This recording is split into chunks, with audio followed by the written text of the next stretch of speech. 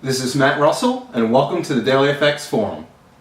So welcome for the forum highlights video for 1 a.m. this evening. I'm going to go ahead and scan through the Elliott Wave forum now.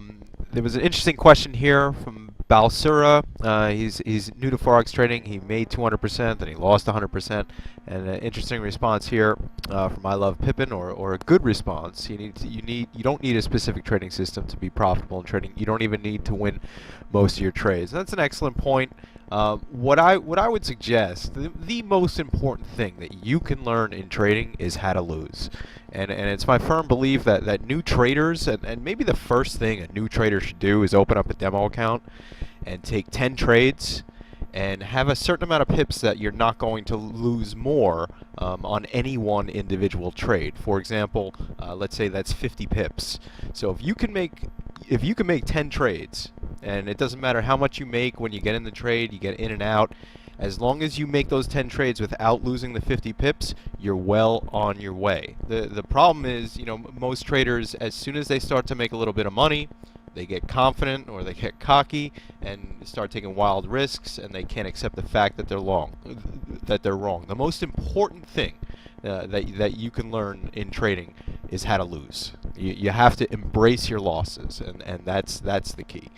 And scrolling down here, some Elliott Wave charts, a little too complicated for my taste. I firmly believe in Elliott Wave. It's just when you're dealing with the abstract nature of fractal geometry, it's just my opinion that in the market, like, Elliott Wave is working, and I'm sure it's working on all these different scales, but in my opinion, it's working on the time frame or the scale that the least amount of traders are watching, and it will work on one scale, and many traders get into that scale, and then it's just going to flip and sort of push somewhere else and start working on another scale. So that's the way I view Elliott Wave, and I know a lot of traders out there love it. I used to use it all the time, but again, I just felt that it was lying to me at key points, if you will. So let's scroll down. Actually, I want to show you an example of a good chart with Elliott Wave, and just straightforward. And here we go, the recent decline in the euro.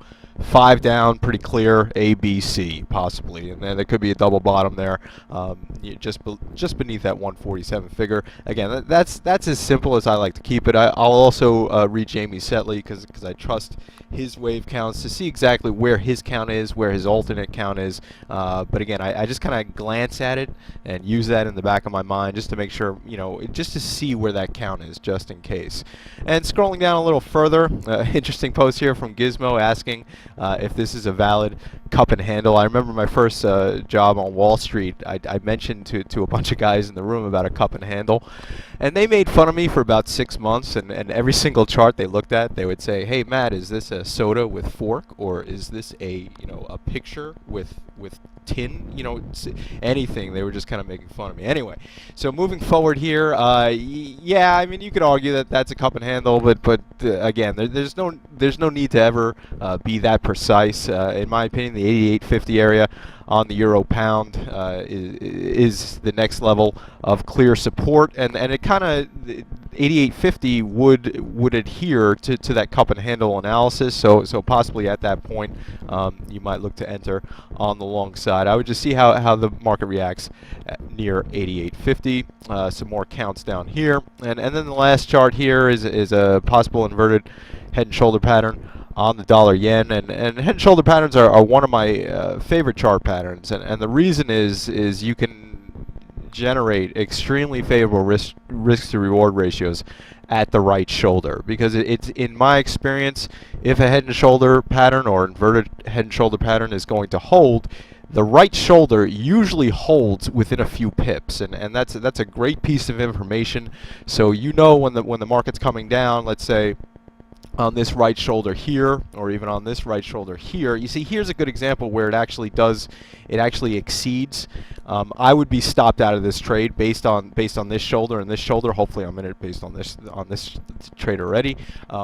But again, that's my view with head and shoulder patterns.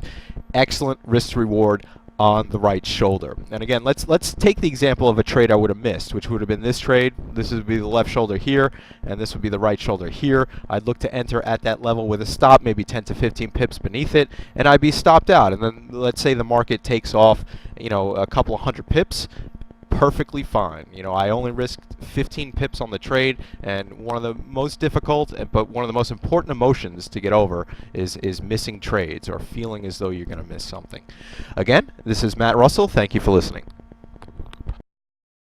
And I also wanted to mention that this evening I posted a few live trades and the rest of my videos inside the scalping and short-term trading thread, so you can go ahead and click there and view through some of those videos there. There's my exit trade, and on the previous page, I'll show you in one moment here a few of the videos that I did post this evening, including the first forum highlights at 5 p.m.